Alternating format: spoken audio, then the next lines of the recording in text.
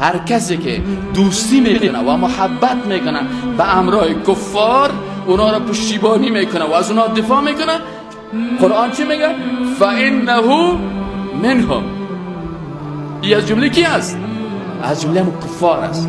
ان الله لا یهدی القوم الظالمین. الله قوم ظالم هدایت.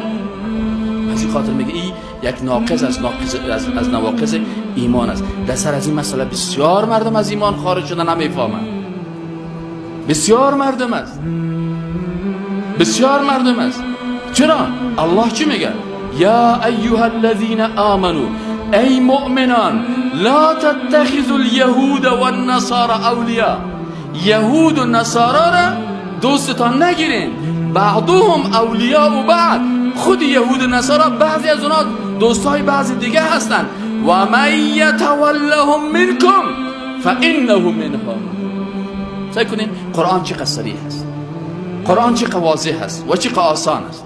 گفته یهود و نصارا را دوست نگی و کسی که یار دوستی میکنه، الله میگه که من نمیگم، الله میگه و من یتولهم منکم فانه، پس اینمی شخصی که امراض دوستی کرده او از جمله از اونا هست به نزد الله.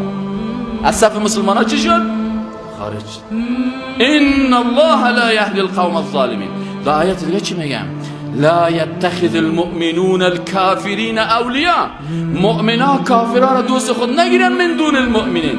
و من یفعل ذلك، اگر کسی کافر دوست خود گرفت حکمش چی است؟ قرآن میگه. کل ما به قرآن ایمان داریم، لکن این آیت پت میکنن. چی میگن؟ و من یفعل ذلك فلیس من الله فی شیء. خلاص شد، از جانب الله در هیچ چیز نیست. نه در اسلام است، نه در ایمان است، نه در امت رسول الله صلی الله علیه و آله است.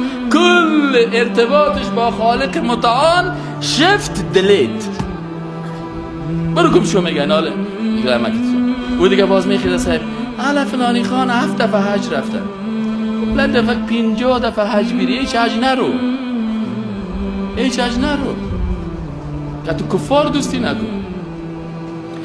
آیات قرآن چی میگه؟ سعی که میگه یا ایها الذین آمنوا لا تتخذوا آباءکم و اخوانکم اولیاء ان استحبوا الكفر علی الایمان.